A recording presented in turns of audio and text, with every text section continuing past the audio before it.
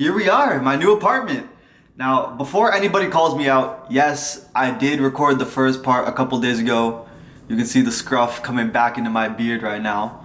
But today we're here to talk about two things. One, why I moved to Chicago, and two, how I can afford this amazing luxury apartment in the heart of downtown Chicago. So this place costs about $50,000 a year, and I'm 22, so I got a lot of questions. So I'm going to break down the numbers, the trade-offs, and how I budget living in a big city. Because if you're thinking about making a move like this, I want this video to actually help you. But first off, let me show you around.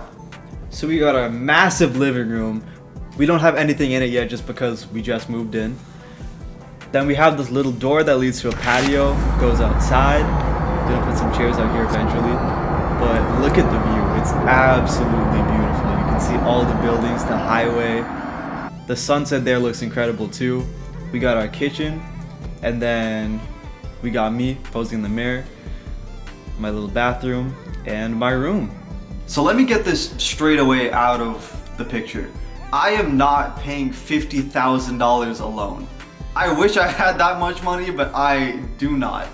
This apartment rent comes out to $3,900 total per month. I split with a roommate, and because I have a smaller room, I pay $150 less per month. That puts my share at roughly $1,800 per month. When people hear a $50K apartment, they assume insane spending. But here's the truth. Housing is my biggest intentional expense. Everything else is controlled. At least, now it is.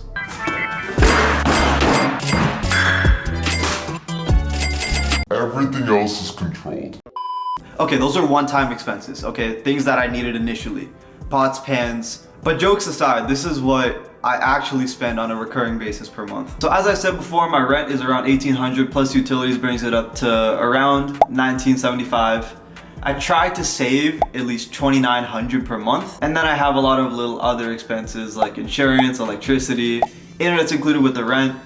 I try to spend $400 on food. To save a lot, you have to make sacrifices.